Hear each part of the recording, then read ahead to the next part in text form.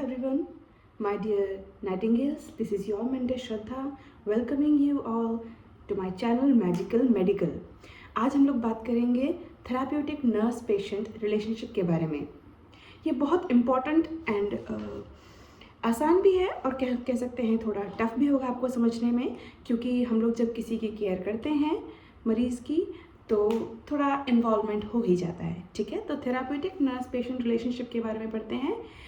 Definition है, it is a planned, structured and purposeful interaction. Purposeful, हमेशा कोई ना कोई पर्पस होना चाहिए जब भी हम किसी भी मेंटल हेल्थ के मरीज़ से या साइकियाट्रिक मरीज़ से हम मिलते हैं। ठीक है, purposeful interaction between nurse and patient to promote the patient's emotional wellbeing, physical and social wellbeing also.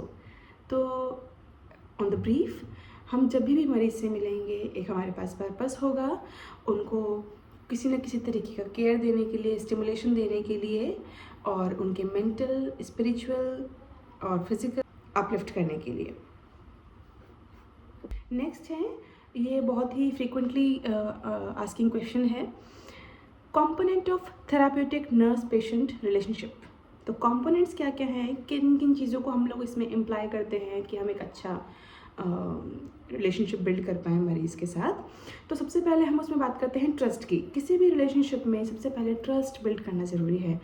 ध्यान रखिएगा डियर नाइटिंगेल्स, एक दिन में, एक हफ्ते में, 2 दिन में ट्रस्ट बिल्ड नहीं होता है, क्योंकि जो पेशेंट है वो ऑलरेडी बहुत इनसिक्योर फील करता है। अपनी पर्सनल फीलिंग्स को आपको बताना इतना आसान नहीं होगा उसके लिए। तो उसके लिए जो भी मेजर्स हैं, the nurse should take all those measures. ठीक है, तो ट्रस्ट बिल्डअप कैसे होगा, आप उसकी बातों को सुनिए एक्टिवली। एक्टिव लिसनिंग बोलते हैं बच्चे। तो एक्टिवली आप उनकी बातों को सुनिए, वर्बल या नॉन वर्बल रिप्लाई कीजिए साथ में, है ना। आप नोट कर सकते हो, आप हाँ, ओके और बताइए, इस तरीके की बातों को कर सकते हैं, so that the patient can understand the nurse is listening to me, है ना। या आपको उसकी बातों में इंटरेस्ट आ रहा है या आप उसकी बातों को सुनना समझना चाह रहे हो, ऐसा मरीज़ को लगना चाहिए। ठीक है, नेक्स्ट कंपोनेंट है सिंसियरिटी। ट्रस्ट की तरह से ही इसमें भी एक्टिव लिसनिंग आती है। सिंसियरिटी में आप उसके हर एक आइडिएशन को, ड्रीम्स को, बातों को, साइलेंस को आप समझिए और उसके बाद सिंसियरिटी से आप उसके केयर प्लान कीजिए। उसके हर एक जो भी उसका केयर आने वाला है, लाइक उसका ग्रूमिंग है, उसका ब्रेकफास्ट है, उसका स्पिरिचुअल सेशन है, उसका मेडिकेशन है ना, वो सभी आप उसके बारे में उसको बताइए और काम करिए साथ साथ। हमेशा याद रखिए कि मरीज़ को आने के दिन से हमें स्टार्ट करना है कि वो अपना हर एक काम खुद कर पाए। सारा स्ट्रगल इसी का है।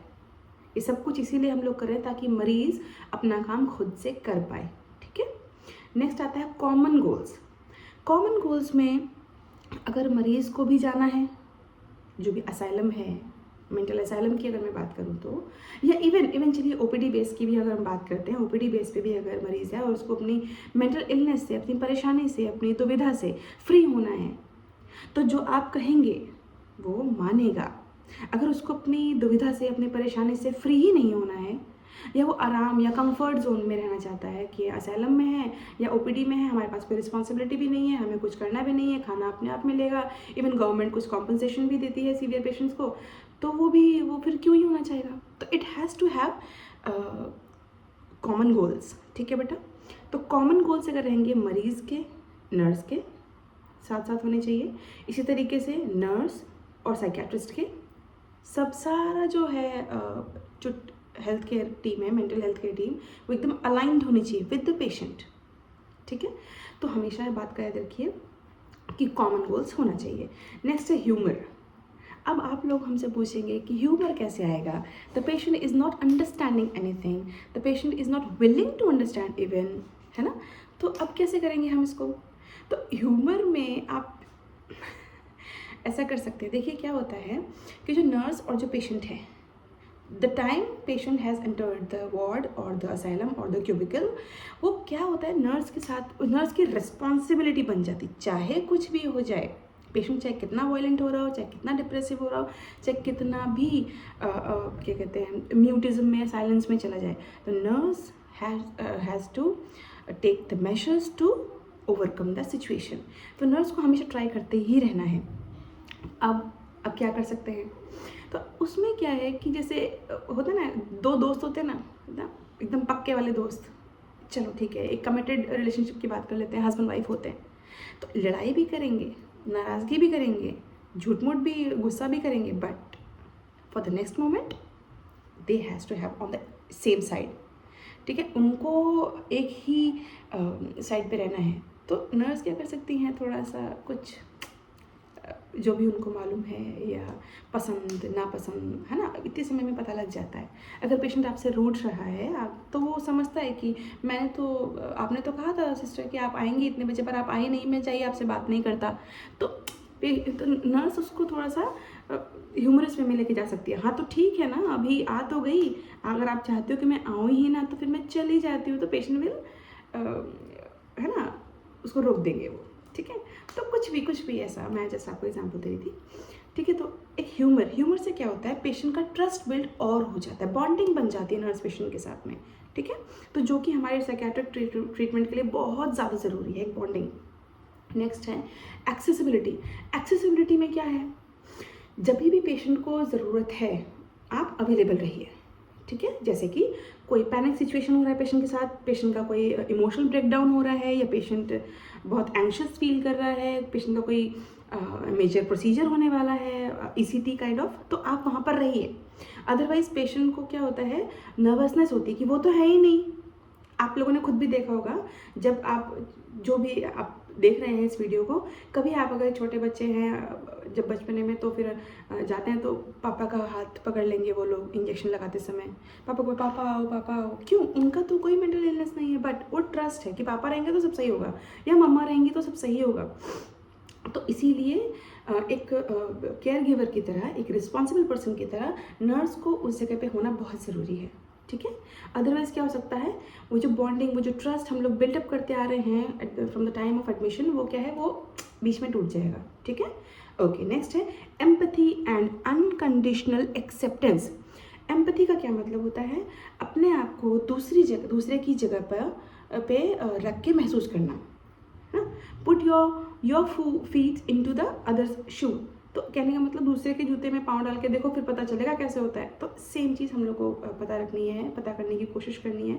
और अनकंडीशनल एक्सेप्टेंस का मतलब ये है, regardless of the background of the patient, कि वो क्रिमिनल बैकग्राउंड से है, कि वो डिप्रेसिव बैकग्राउंड से है, कि वो रिच बैकग्राउंड से है, कुछ भी कि वो किस तरीके की प्रॉब्लम को लेके आया है, यहाँ पे किसी का मर्डर करके आया है, या कुछ भी है ना, मेंटल इलनेस है, मतलब मेंटल इलनेस है, ठीक है। तो आप उसको एज इट इज़ कंसिडर कीजिए। बेटा, नहीं पता कि किसी के मेंटल इलनेस के पीछे क्या रूट कॉज है, उसकी अपब्रिंगिंग में कोई प्रॉब्लम है, उसका सेपरेशन कुछ ऐसा हो गया है, या कुछ ट्रॉमा उसको हुआ है, या कुछ पर्सनल अब्यूज़ हुआ है, किसी को कुछ नहीं पता जब तक आप उससे बात नहीं करते हो, ठीक है ना।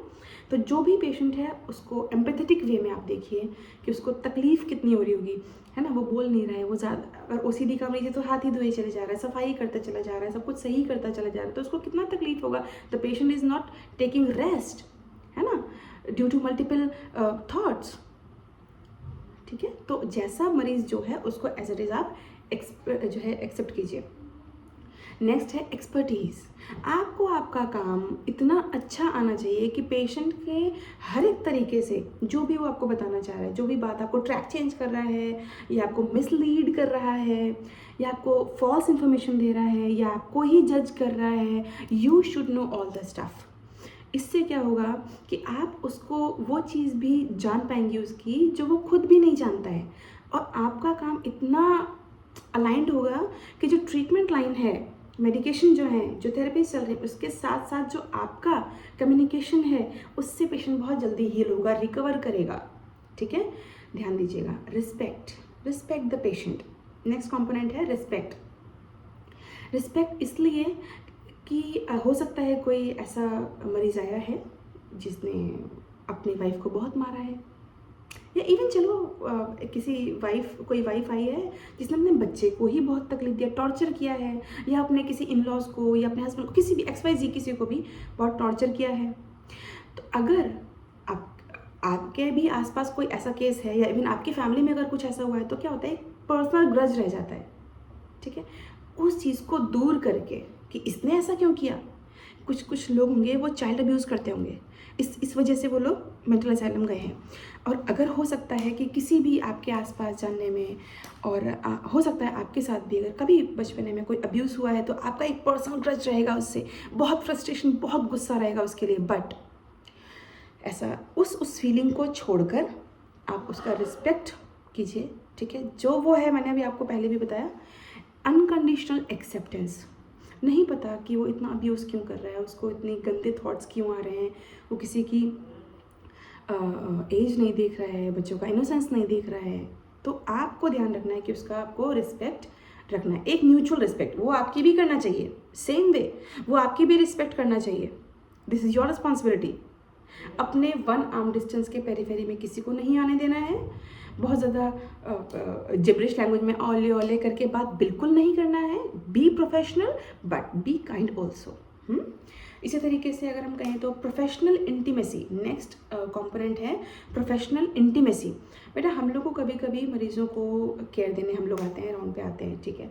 तो उसमें उस समय पे नर्सेज को क्या करना होता है, पर्सनल केयर भी देना होता है। कभी कभी कुछ वॉशिंग है उनका, हेयर वॉश, हेयर केयर वगैरह है कभी, ठीक है। वैसे तो हमारे पास हमेशा हेल्पर्स होते हैं, बट इन एनी केस अगर नहीं है तो पर्सनल केयर भी देना पड़ता है। Please maintain your dignity and the patient's as well.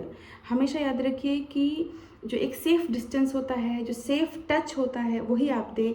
कोई जो अजीब टच है ना पेशेंट को फील होना चाहिए और ना ही आपको उसका कोई टच ऐसा मिलना चाहिए। हमेशा एक प्रोफेशनल जो है केयर ही आप उनको दीजिए। हो सकता है उनको स्पिरिचुअल केयर की ज़रूरत है, हो सकता है इमोशनल केयर, है ना, सोशल केयर की ज़रूरत है, तो कभी भी आप उस 1 आर्म डिस्टेंस के अंदर में नहीं आने देंगे मरीज़ को, ठीक है। You can give head tap और अ शोल्डर टैप, ठीक है, ठीक हो जाएगा, कोई बात नहीं। बस 1 आर्म के डिस्टेंस में हमेशा मरीज़ होना चाहिए। नेक्स्ट है पावर। पावर इतना होना चाहिए कि आपने जो कहा है मरीज़ माने। और अगर कुछ गलत ट्रीटमेंट चल रहा है या फिर थेरेपिस्ट ने कुछ और आपको डेटा दिया है या साइकेट्रिस्ट ने आपको कोई और डेटा दिया है और आप उसको मॉनिटर कर रहे हो, है ना, every day you are monitoring the patient, right. तो आपको अगर कुछ और डिविएशन लग रहा है, या थेरापेटिक जो ट्रीटमेंट है वो मेडिकल ट्रीटमेंट हो सकता है, थेरापेटिक ट्रीटमेंट कुछ भी, कोई काउंसलिंग हो सकती है, अगर वो सही डायरेक्शन में नहीं जा रहा है तो आपको पहले पता लगेगा। तो इतना पावर आपके अंदर होना चाहिए कि मरीज़ आपकी बात माने और डॉक्टर भी आपकी बात को कंसिडर करें।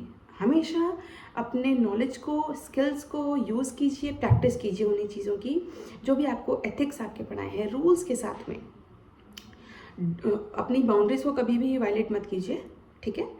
तो इस तरीके से अगर आपके बातों में, आपके इंस्ट्रक्शंस में, आपके लाइन ऑफ ट्रीटमेंट में, आपके प्लान्स में, है ना, फॉर द पेशेंट ओनली, अगर ज़रा भी लॉजिक्स रहेंगे तो क्या होगा, वो ट्रीटमेंट बहुत ही बेटर होता जाएगा और आपका मरीज़ बहुत ही जल्दी ठीक हो जाएगा। थेरापेटिक नर्स पेशेंट रिलेशनशिप, उसमें आज हमने केवल एक डेफिनेशन पढ़ी है और कुछ कंपोनेंट पढ़े हैं जिसको हमने थोड़ा थोड़ा ब्रीफ में जाना है। अगर आपको इसके बारे में कुछ भी और जानना है तो आप प्लीज़ कमेंट कर सकते हैं मुझे।